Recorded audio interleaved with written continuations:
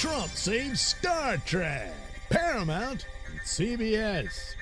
Well, President Donald Trump may have just done what Starfleet couldn't. Rescue Star Trek, Paramount, and CBS from a woke implosion. Well, a little late, because the implosion already happened. That's why it had to be sold off and all that sort of thing. But anyway, as we previously reported, Paramount was rumored to be making a U-turn on its diversity mandates following backlash from fans and mounting financial losses.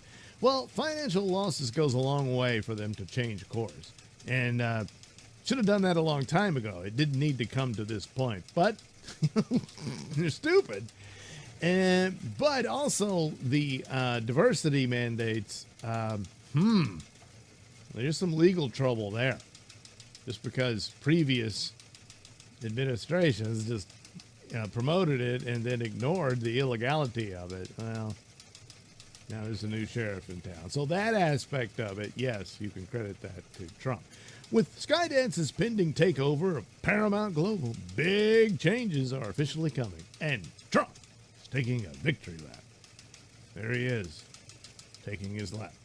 Anyway, via The Hollywood Reporter, Skydance Media, led by David Ellison, has confirmed in a letter to the FCC that it will eliminate all diversity, equity, and inclusion DEI initiatives at Paramount following the merger. The company explicitly stated it does not have DEI programs in place today and will not establish such initiatives, adding it will comply with non-discrimination laws instead.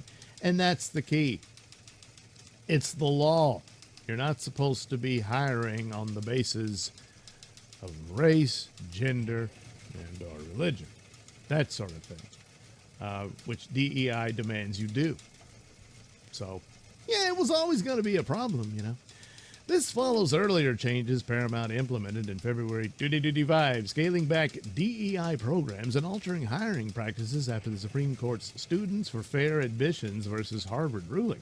Skydance's letter to the FCC outlines that Paramount will no longer use race, sex, or gender based hiring quotas, and that it has eliminated its Office of Global Inclusion. Maybe you can hire based on merit, you know, skill. Maybe you can actually get some writers who know how to write. That might be something.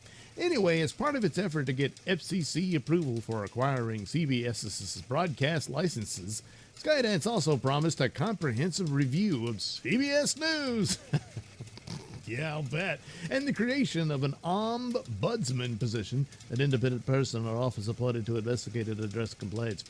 That role will report directly to CBS News president and will handle bias complaints. Thanks, Trump. Okay, the move appears to align with Trump's public criticism of corporate DEI policies and left-wing media bias. In fact, President Trump has said that Skydance agreed to commit $20 million toward public service announcements and advertising in support of causes important to him. Well, no bias, but be biased towards me. Yeah, you know, they want to sweeten the pot. Please don't. But look, you're in the DEI puts you in this position. You're in absolute violation of the law, and he could have crushed you with it. You know, and that's all of them. That's not just somebody who's looking to get a merger deal done. But of course, the very policies is what put you there because the audience rejected you. That's why you're where you're at. Hey, what's this mean for Star Trek? Well, it's probably too late for it, but anyway, the timing couldn't be better for fans of Star Trek. I think it's a little late, which many felt had veered too far into the divisive messaging under producer Alex Kurtzman.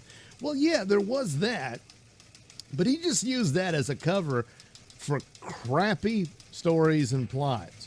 They had nothing. You never understood what Star Trek was, and it was all lackluster crap. They had a lot of money for special effects and stuff, and a lot of stuff looked cool here and there until it ran out, you know. But the stories, just not on par with even the most basic of Star Trek shows of the past.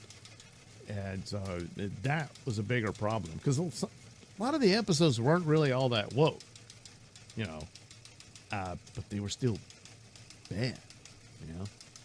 But that's why they used wokeness to hide the fact that they were all frauds, you know? Rumors have suggested Paramount may cut ties with Kurtzman's secret hideout production company once the Skydance deal closes. If that happens, if the next frontier for Star Trek might finally include good storytelling again without the woke agenda. Sure, Star Trek tackles current politics and social issues, but things got so bad that the agenda was more important than the story. Because agenda is all they had, again, as covered. Star Trek Strange New Worlds officially wraps its series with a shortened Season 5, which lines up with Kurtzman's contract ending. The Starfleet Academy series is expected to get 2 seasons and be done. But if it's a contract deal where each show is supposed to get 5 seasons, I mean, it looks like that's what the deal was. But they've run out of time to be able to do 5 seasons of Starfleet Academy. Unless they split up Season 1 into 2, Season 2 into 3, meaning the 5th season is like 1 episode. Something of that nature. Then there you go. I guess that'll fulfill contract obligations. But Star Trek may have to sit there for a while. Maybe they'll pump up old classic shows, and not those, and re-release some of the movies in theaters and stuff like that. Maybe something like that, and then see, hey, how's that going? And then try it again, but probably a good while from now.